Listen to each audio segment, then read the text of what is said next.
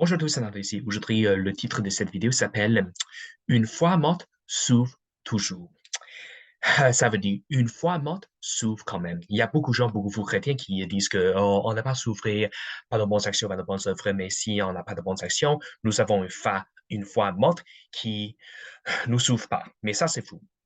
Parce que selon la Bible, selon Jacques chapitre 2, le chapitre préféré des fous chrétiens, une foi morte s'ouvre quand même. Une foi morte s'ouvre toujours.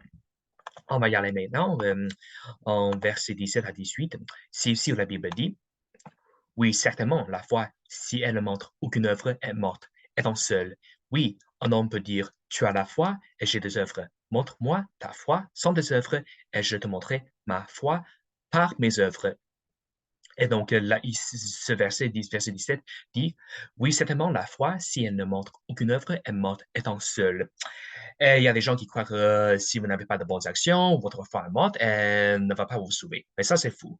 Parce que si vous êtes attentif, si vous faites très attention à ce verset, il dit que la foi, si elle ne montre aucune œuvre, est morte étant seule. Ça veut dire qu'une foi sans œuvre est une foi qui est toute seule.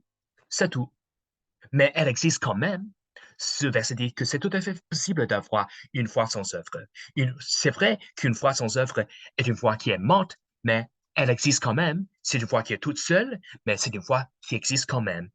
La foi existe indépendamment des œuvres. La foi existe indépendamment des œuvres.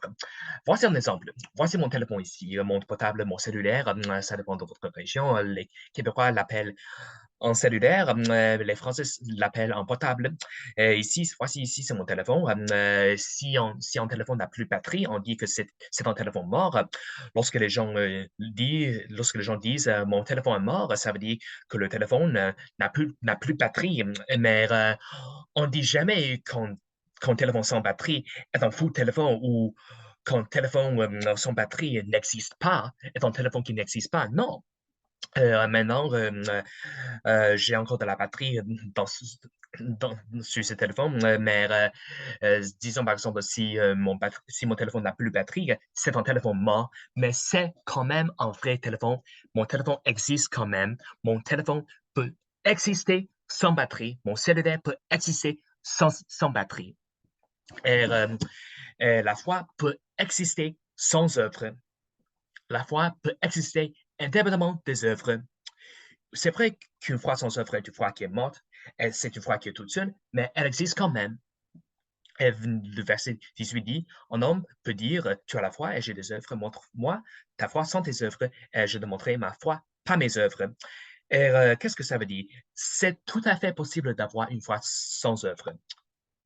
Et une foi sans œuvre, c'est une foi qui s'ouvre quand même.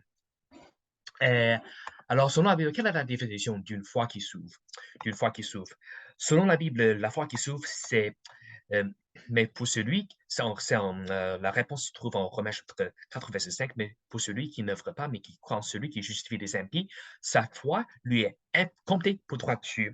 La foi qui s'ouvre, c'est quand vous placez toute votre confiance en celui qui justifie les impies, c'est Jésus-Christ, c'est le Seigneur Jésus-Christ, parce que c'est lui qui a obéi à Dieu parfaitement, c'est lui qui a gardé les commandements de Dieu parfaitement, c'est lui qui n'a jamais péché, même s'il a été tenté en tout point comme nous, mais les gens le détestaient, les gens se moquaient de lui, les gens l'ont crucifié sur la croix, 3 jours, 3 nuits plus tard, Jésus est ressuscité dans la mort. C'est lui qui a vaincu la mort, et c'est en lui que nous avons la vie éternelle. Que Dieu soit loué.